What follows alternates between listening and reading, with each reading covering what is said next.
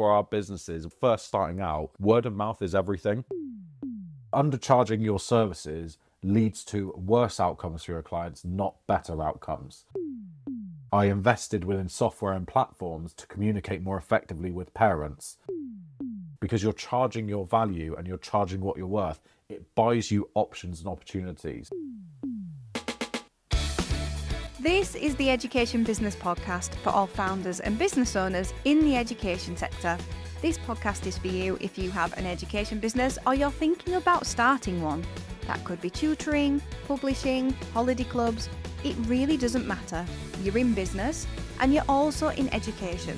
But most of all, you're focused on improving outcomes for children in the way you know best, through your business. I'm Claire Riley, co-founder of educational resources website Classroom Secrets, and I'll be sharing how to make your education business bigger, better, and have more impact through my own experiences and also the conversations I have with other founders and business owners in education. The Education Business Podcast is sponsored by Classroom Secrets, helping you to support your children's learning. Matt, welcome to the Education Business Podcast. So I first came across you at the National Tutoring Conference, and I think maybe you spoke before me or after me, but I remember listening to your talk. And one thing that I really remember was, this guy's from Yeovil, and so is my brother-in-law. And so I made that connection there. So he'll be really pleased that we're having this chat today. But in terms of your career, I'd love to just go back to the beginning. Like, how did you get to where you are today? What were the things that happened? How did it all begin? So firstly, thank you very much for having me. I really do appreciate it and really appreciate the opportunity as well. Your brother-in-law will be happy because I'll be talking about specific places in Yeovil as well, because that is where a lot of my experience has come from. So he'll recognize some of the names that I'm going to talk about as part of my beginning and where I started in education. So I first started in education back in around 2012, and I started as a learning support practitioner. This was in a special educational needs college. So at the time, it's called Loughton College. That's for your brother-in-law, which is just on the outskirts of Yeovil. And I did that for about 2.5 years. I did that alongside my teacher training. So I would travel to and from Cardiff every Wednesday to do an evening class at Cardiff University in my PGCE. And I remember speaking to the course lecturers at the end, and they were shocked that I'd actually continued the course for the 2 years. They were very worried that I was going to drop out because of the travel. But I loved it. It was a real highlight for me, and I loved the teacher training aspect of it too. As I did that, it was around sort of the end of the second year of that qualification. I was coming towards the end of being a fully qualified teacher, and my mum actually spotted in the newspaper that Yeovil College were looking for English and maths lecturers. And this was part of the changes to the resit policy as well. So where more and more young people were requiring to resit their GCSEs. So I applied for both positions. I applied for the English and the maths job. My background actually is psychology. So I did A-levels in both English and maths as well, not thinking that I'd need necessarily either of those, but I knew that English and maths skills, I believed at the time, were quite helpful things to have too. I got interviewed for the maths position, and they asked me which position I would like to go for. And I actually decided at that point that I really enjoyed preparing for the maths a lot more than the English. So I chose to do the maths.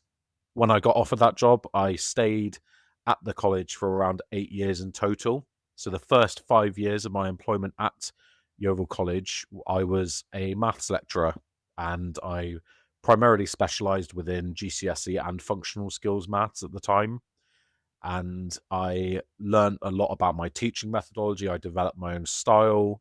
I developed quite a lot of skills in that job, and I am grateful for that job as well because it gave me quite a lot of experience too. I eventually went on to middle management in that position, and I got offered the role of head of English and maths. So it was a middle management position where I was managing around 16 teachers at the time, most of which were English and maths, but we also had a separate department called an ESOL department, which is English for speakers of other languages, which I was quite passionate about as well. So I would say 1 year into that job, into the head of English and maths job, was when I found that I was at a bit of a crossroads personally about what I was going to do and what I wanted. And the whole time I had been teaching, I'd also had the occasional tutee.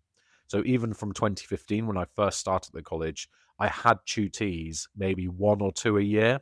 And there were certain points where I had much more or much less, depending on my workload at the time. So I knew that tutoring was something that I've definitely done and something that I was fairly good at, but it was always a sort of pipe dream at the time to know that I could become a private tutor full time or develop my own business in tutoring. So I asked myself what I wanted, and I couldn't personally see any advancement for me at Yeovil College, and I couldn't really see a growth opportunity there either. So that's when I thought that actually building my own business and giving myself a new challenge would have been something that I think I would have regretted had I not done it. And I spoke to my girlfriend at the time, who's now my wife. I said to her about starting my business and leaving this very comfortable job where I was earning good money. And she said to me, if you don't do it now, you might never do it. And that was a big decision for me at the time. And I had a lot of support from her, which I'm incredibly grateful for. And I went out there and I just started my tutoring business. My tutoring business started officially from July of 2023, but I already had some word of mouth, a Facebook page, and a lot of things developed in the pipeline where I'd been tutoring part time for myself. I also had a lot of the equipment that I needed for tutoring. So things like an iPad, my computer, and the headphones, and everything I needed to deliver good quality online tuition. And I'm quite techie anyway, so I could learn new things quite quickly and develop my own style. So that was really where my starting point in tuition came along. Looking at current day, I'm at the position where we're just about to restart tuition, my tutoring business, into a limited company, and we're looking at expanding more into contracts with education other than at school children, as well as doing many more groups, both in person and online. Matt, you tell a really good story. And I love how it's not based on primary or secondary education, it's actually FE. I think that's great. It's good to hear from a different side. Normally, for me, it's secondary and primary that I'm hearing from. So, where would you say your tuition business is now? Do you have other tutors that work with you? Is it you on your own? What are you seeing for your future? Are you seeing that you will build a team if you don't have one? Are you thinking of going down the franchising route? What does your business look like structurally? So the name of my tutoring business is Restart Tuition, and I've been operating as a sole trader since its inception, really, which was back in 2023 when I fully formalized the business and went full time. I'm actually in a really unique position now because I'm transitioning to a limited company, so I will be trading as Restart Tuition Limited. And the reason I've done that is because it made a bit more sense for my own personal circumstances for the tutoring business to be a limited company rather than a sole trader entity. And also, I do have a team of tutors that work alongside me as well. So I started dabbling into onboarding tutors or subcontracting probably around 6 months into my tutoring business. So still operating as a sole trader. And it was a bit of a minefield, if I'm honest. There was a lot of legislation I wasn't aware of. There was a lot of things that I wasn't fully aware of when thinking about subcontracting. I think a lot of people think it's a really easy way of just adding to your income, but actually there are things to really think about here. So making sure that you've got tutors of a certain quality, making sure you're happy with how your interviewing process goes. And these things are things that you can refine over time. So I started out with a basic interview and I onboarded my first few tutors, and I run an employment business model. So it's one of the two models that are legally compliant with the framework. And over time, I have built that into a bit more of a formalized structure. So in terms of onboarding, you making sure that all the checks are done and following a really rigorous process to make sure that we are fully onboarding, because a lot of my business now is moving towards working with councils and working direct with the local authority. So I started with small groups in with private clients, and I started small groups locally in person, and also I did some online tuition as well. And when I first started out, I did a little bit of everything. And so I did some agency work with overseas clients, I did home educating clients as well. And what I've found is I've used that experience to really narrow down what I actually want the business to focus on. And at this stage, I'm focusing on private clients, mainly small groups, but also focusing more towards the local authority work. So this is where a local council, such as my local council, will refer a young person for multiple hours of tutoring support on what is called an education other than that school package. And that's the kind of work that my business is moving towards as we provide more specialist support during the day, but also our private clients in the evenings, so the after school and private clients as well. Where I see the business going, if I talk about it from the business perspective, my business, what I want to be focused on ensuring that we're providing something of quality locally. So a lot of my business is local, and that's a lot of that's been gained through word of mouth. So I'm based in sort of the Somerset area.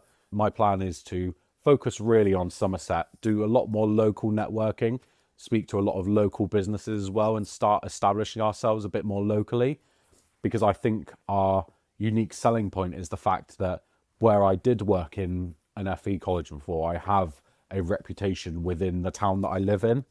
So I can use that and leverage that to work with other businesses and to speak to different people within the town as well. So that's kind of where the business is going towards. And I want to focus on ensuring that the quality of our provision is good. So we're moving towards providing training opportunities for tutors and speaking to tutors more about how they can themselves, if they choose to, grow either their own practice or their own business, or they can look at other opportunities that are available to them just through networking primarily.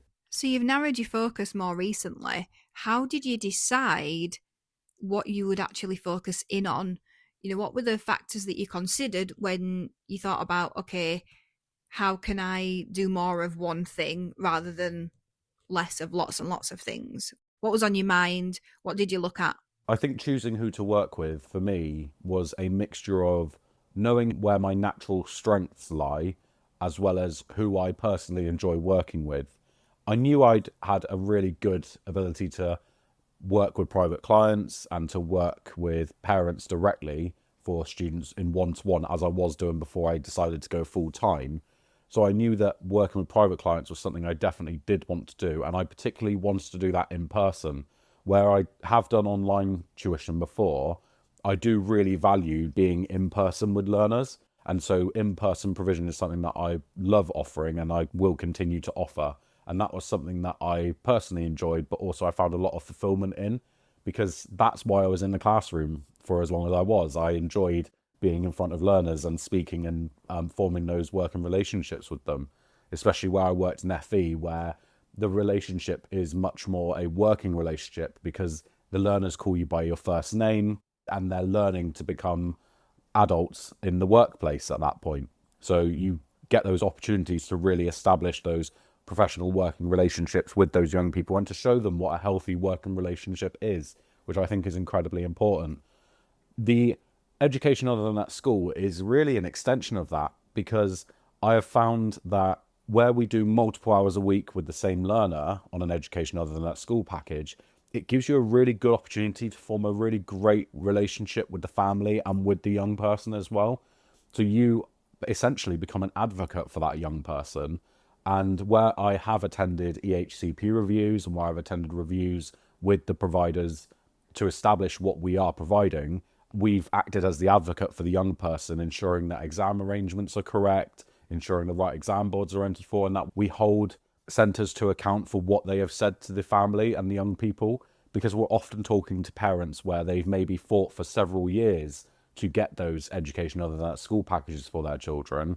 And actually, what that's allowed me to do in the background has been to really look at our processes and policies and formalize them properly. So we have a really clear safeguarding procedure and policy. We have a really clear safer recruitment, and all new policies are coming in that are formalized based on the work that we do. And so all the things that have helped me grow the business, so education other than school and the private clients, those bits of focus have really helped me to establish what my business wants to focus on. And then it's helped me to further move the needle forward in creating those policies, creating those procedures, and in formalizing the business identity itself, which I think has been really, really helpful to me personally. And it's really helped me upskill massively as soon to be an owner of a company. Do you teach children as part of your business offering? Have you considered using resources from Classroom Secrets? At Classroom Secrets, we're always adding new resources for a range of subjects, and we're keen to hear your suggestions for resources too. We know that you didn't go into business to work more hours than you did in the classroom. You went into business to give you freedom. Let us help with that. Visit classroomsecrets.co.uk to sign up. Having those outside expectations can be really useful in growing your business up. I think where it becomes difficult is when everything's just reactive, and it's so difficult to get the balance when you start growing your business and you want to put things in place to grow your business up. Everyone wants to do that, but not going too far, but also not being too reactive. It's a very difficult balance to strike, as I'm sure you can probably imagine.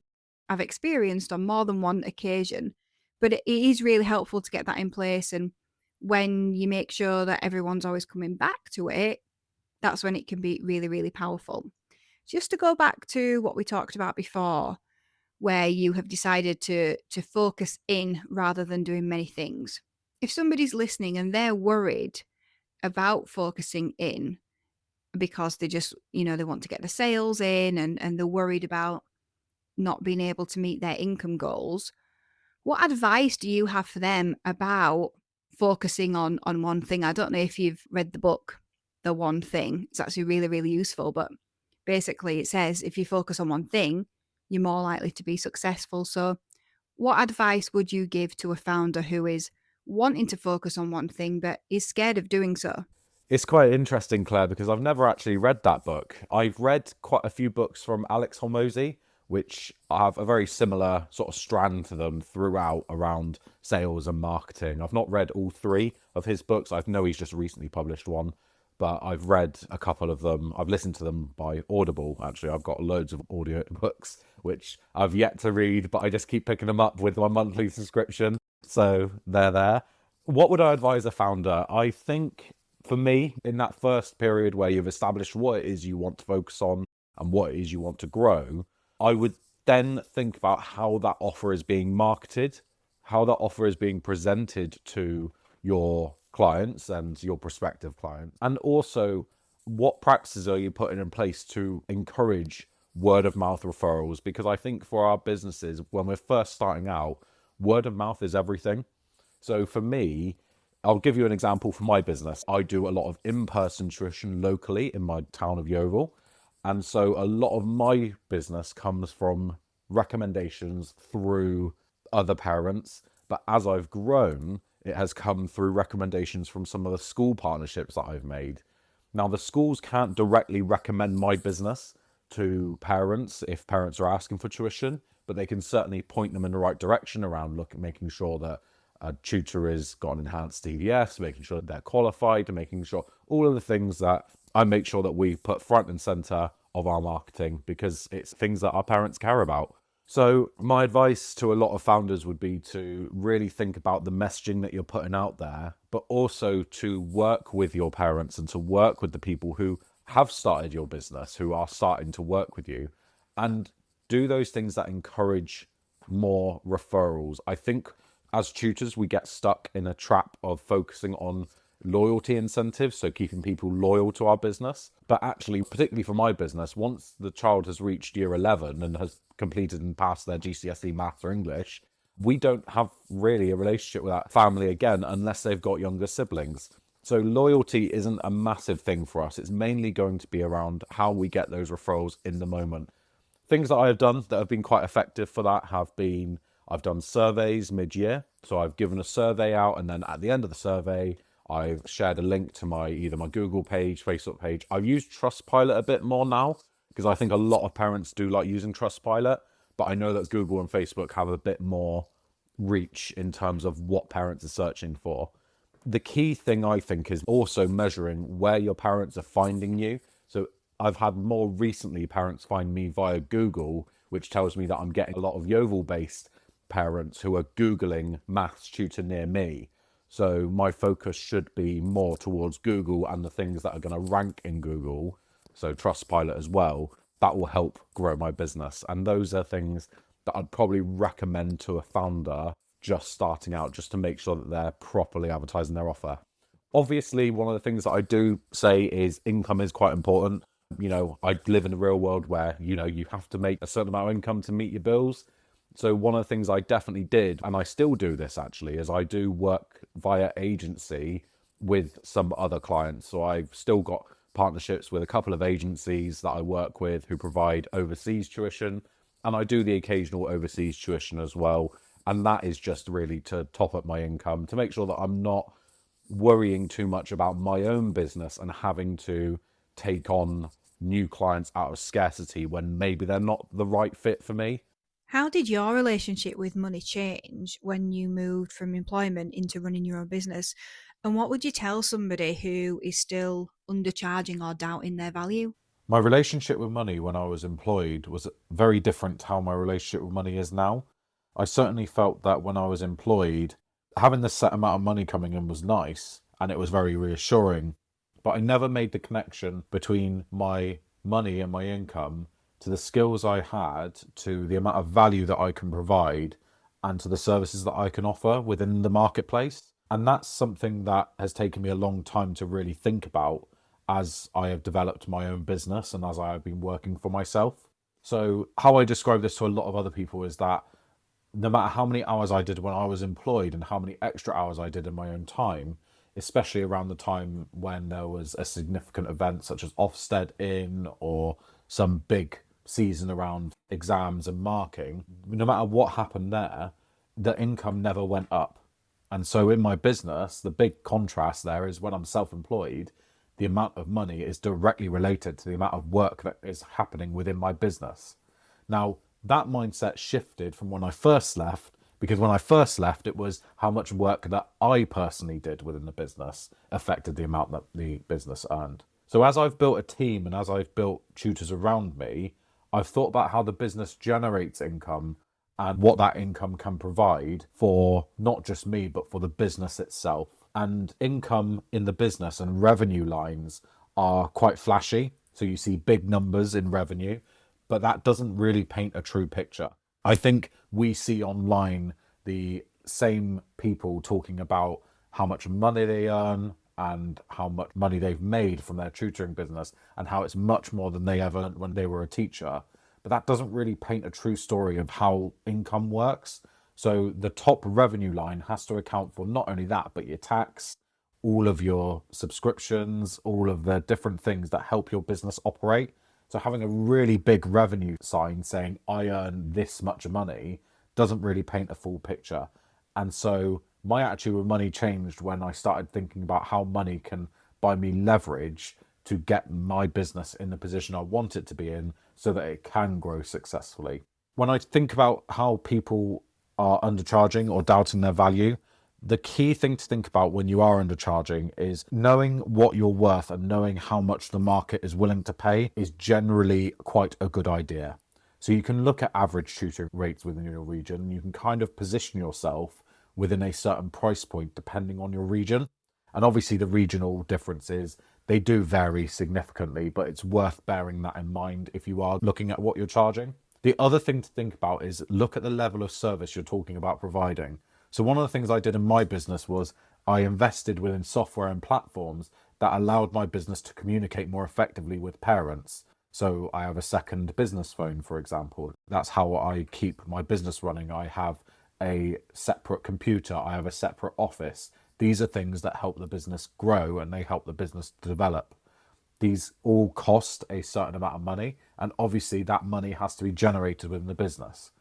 Now, I could work 40 hours of delivering tutoring a week, but if I was undercharging, it probably wouldn't cover the bills and my personal expenses. And by doing that, it would make me very resentful of the work that I was doing. I'd get very tired. And when I get very tired, I don't tend to do my best work, much like most other people. So undercharging your services leads to worse outcomes for your clients, not better outcomes. And actually, from your client's perspective, it's about judging your quality compared to what other tutors and other services are charging within your area as well. So if I was speaking to someone who was undercharging, or if I believe they were undercharging, the first thing that I'd probably ask is what their lifestyle currently looks like and how many hours they're doing, and whether they believe that they're structuring themselves to deliver the best quality work that they could. Because at the moment, my tutoring business provides me a good lifestyle, but I tutor around 20 hours a week compared to when I first started, which was around that 40, 50 hour mark. I am much better as a tutor now than I was a couple of years ago because I've taken the time to really understand business and understand my subject and what my parents value and what my students actually value from my sessions as well, which always quite cyclical in how I can develop the business going forward. So communication being a massive part of it. When I think about other people down to their value and I think about what they could do in terms of realizing their value, is just have a look at how many people want tutoring in your local area. You only have to go to your Facebook pages or you get word of mouth, and then suddenly you realize there's a huge demand for your service within your area. So why not charge what you are worth and what you think you are worth within the market? And if you're uncomfortable with that conversation around money, think about what you are providing the client and the student as well. You're giving them opportunity and you're allowing them to develop their confidence and allowing them to grow within their subject and feel better about what they're doing at school. And the value of that is quite high for both the student and the parent. And so why not charge what you think you're worth? And that's always the conversation I would go back to with a new tutor who's not really sure of where they stand. Often, what I would also say, and this is something I've summarized, is often an undercharging problem is not around the money. It's usually around the confidence that that tutor has. Don't be afraid to speak to other tutors. Put yourself out there. Go to these events. Go to networking events. Meet other businesses. You start pushing yourself out of your comfort zone a little bit and you start developing confidence to go a bit like how our students work. You go, oh, actually, that wasn't that bad. And then suddenly it starts getting better and better. And then you start feeling confident with it. And then you start thinking, oh, this is how I can grow the business. Oh, this is how I can do this. Because you're charging your value and you're charging what you're worth. It buys you options and opportunities. I described it recently to my mum, who I spoke to about this, because I talked about my business and how much I was charging and how much the business was earning at the time.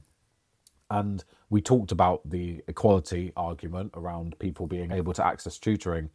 And I said, if my business is successful and generates more revenue, it means I can be more charitable and I can do these extra things. I can look at bursary programs. I can look at these things that will add value to more people, not less people. If I charge less, I would have to, essentially, I'd have to go and work outside of my tutoring business to earn enough money to live on. And so I end up working with less people as a result.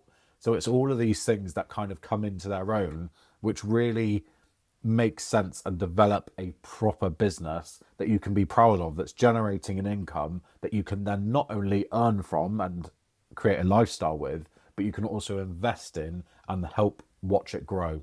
Wow, you were so generous, Matt. Thank you with your advice there. I think if you're a tutor just starting out, this is gold, absolute gold. So thank you so much.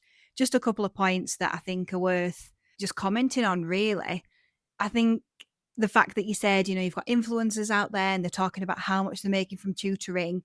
I think it's like that in anything to do with business. These people who are going, I made this and I made that. I've never really leaned into that and I found it difficult to talk about. I think it's really interesting because in my journey, we did have like such a fountain of money coming in because of circumstances, really, and positioning ourselves in the market at the right time. But that doesn't last forever. And then you get to a point where, you're just moving forward normally in business. And what I think is that you see a lot of people out there who sell how to get more sales, and it doesn't just have to be in tutoring. And what they do is they sell the belief because the belief is sexy. But what they don't sell is the management, like the things that you talk to your CFO about. And perhaps you're listening and you don't have a CFO. what you need to try and do is get somebody who can act like a CFO. Spoiler alert, it's not your accountant. Your accountant's not going to give you the right kind of advice, but you have to be able to manage and look after and reinvest your money in the right way as well. And that can go two ways. You can get silly with it either way.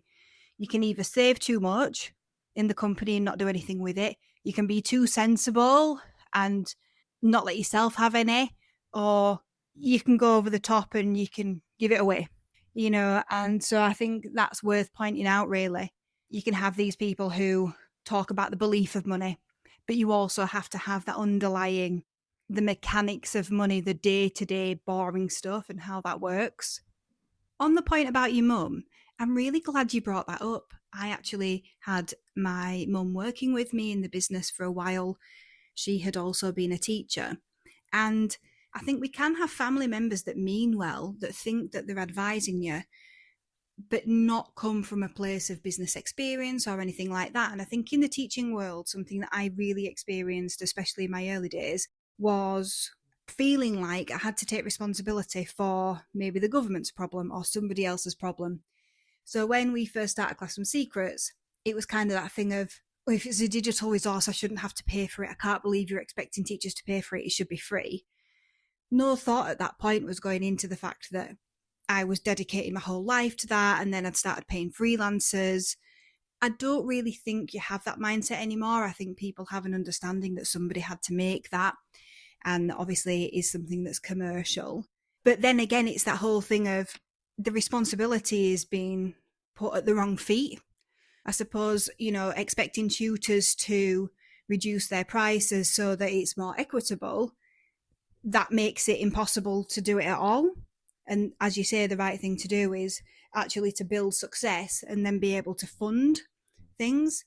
But I thought it was an interesting point to bring up, because I do think in the education sector, we can go in like that. That can hold us back in our business, having that mindset in the first place of, oh, I should be responsible for it. But that is not a tutor's problem, is it? They can't solve that all by themselves. It's actually a wider problem that cannot be solved by a tutor or an education company. Just to close, because you've been absolutely fantastic, what do you think we've not talked about that an education business owner should know? One odd thing is I'd bring up around education business and around being a new tutor, because a lot of times, a lot of the tutors that I speak to, certainly, they're teachers who have left the classroom and are going into their business for the first time. So one of the things that I hear quite a lot, and a lot of people say it as well, is around networking. Networking being that you go to events, you meet people, and you go and put yourself out there. A lot of people get quite scared at that, but once you get used to it, it's a bit like any skill that you do. You get more used to it as you go. And I think what I'm seeing more and more in the networking space, particularly around networking and the advice that people give, is don't be afraid to network outside of tutors and tuition sector. So the networking that we do in tuition is great. I go to quite a few events fairly regularly. I like going to sort of events in London, but I also like the regional events that I go to. And I have a small group of tutors that I speak to fairly regularly and just to bounce ideas off. So when you are starting out, finding your tribe and finding who connects with you naturally as a tutor and who is on the same journey as you can be quite helpful. The other thing I will say is have a little bit of caution around who you choose to network with as well, only because you can get in the trap of networking with everybody, speaking to everybody, and that LinkedIn connection that you make is only really looking at you as another customer rather than trying to actually network and engage with you. So when you are speaking to people, don't be afraid to think, is this person aligned with what I believe? Are they saying what I believe as well? Because I think a lot of times as educators, we like to believe the best in everybody. But the reality is that some people, unfortunately, do just see us as customers. And that even works not just inside tuition, but also networking more widely. So when you're speaking to different businesses who are maybe in your hometown, they might want you to focus on buying just their equipment rather than building a legitimate connection. I would also say that the stuff we've talked about there around the mindset from other people and how other people feel about our businesses. I actually read that fairly recently in a Mel Robbins book called The Let Them Theory, and it's referring to something called frame of reference, which is one of the tools that one of her guests talked about. And that is quite an eye-opening piece of work to have a look into. So it's the frame of reference for how other people are viewing situations from the other person's perspective and from their own mindset and their own background and their own experience as well. And that's quite insightful to help you when you do get challenges with people, with family members, etc. So I'd probably close on that really, and that's all I would kind of say around the networking and on the frame of reference. And I don't think there's anything else to add. The only thing I will mention is obviously we do build lots of tutors when they start out, they have dreams of building a business. And one of the things I will say, just to sort of close off, is that you can be a really great tutor and really good at what you do. Don't be afraid to develop those skills into a really great leader, because those two things are very different. And I would say if you're certainly looking towards support with that, a fantastic free resources around managing people. Have a look at ACAS, ACAS. There's lots of free resources on there that you can look at and review around managing people. And if you've never managed people before, a great thing to do is to just have a look around at some of the lessons that some of the other business leaders have done. Don't be afraid to read books on it. Don't be afraid to have a look at LinkedIn, have a look at what other people are doing and what they believe. And that will help you become a great leader if that's what you want. And actually, for the majority of people, and certainly for some people, they don't always want to grow these massive businesses. And there is absolutely nothing wrong with wanting to stay as a sole tutor or wanting to just be a really great sole tutor too. Your business has to be the thing that gives you the lifestyle that you want, not someone else's lifestyle. And that kind of concludes what I think we've been talking about as well. Matt, thank you so much. As somebody who went to those networking events locally and was sold to every single thing and kind of just went with it because I was so overwhelmed with having a massive team at the time, completely agree with that one. In fact, everything that you've brought today has been so valuable. So thank you so much. Thank you for listening to the Education Business Podcast. This podcast is sponsored by Classroom Secrets. To find more resources to grow your business, visit classroomsecrets.co.uk.